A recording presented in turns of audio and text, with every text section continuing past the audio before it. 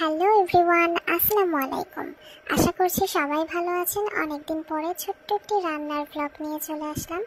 তো আজকের ইফতারে মজাদার একটি রেসিপি বানিয়েছিলাম, তো সেটাই এখন আপনাদের সাথে শেয়ার করছি।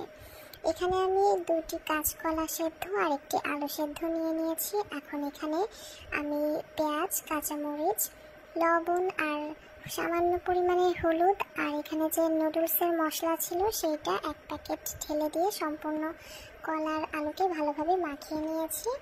এখন একটা ডো তৈরি করে নিয়েছি। এরপর এখানে যে বেসন আছে সেই বেসনটার সাথে সামান্য পরিমাণে লবণ, ধনিয়া গুঁড়া আর সামান্য পরিমাণে একটু হলুদ দিয়ে ভালোভাবে মাখিয়ে নিয়েছি।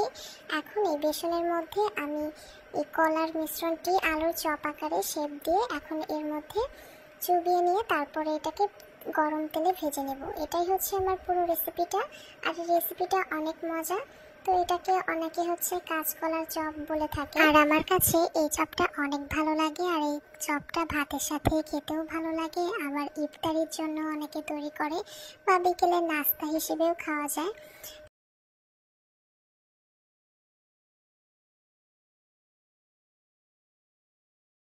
বেশ ভালোই লাগে। যারা এই চপটি বাসায় বানিয়ে খেয়েছেন তারা তো জানেনই, খুবই অল্প পরিমাণে উপকরণ দিয়ে তৈরি হয়ে যায়। আর এটি খুব ঝটপট তৈরি করে নেওয়া যায় অল্প সময়ে। তো আমার সবগুলো চপ ভাজা শেষ হয়ে গিয়েছে। তো যারা আমার আইডিতে নতুন আছেন অবশ্যই ফলো দিয়ে পাশে থাকবেন। আল্লাহ হাফেজ সবাইকে।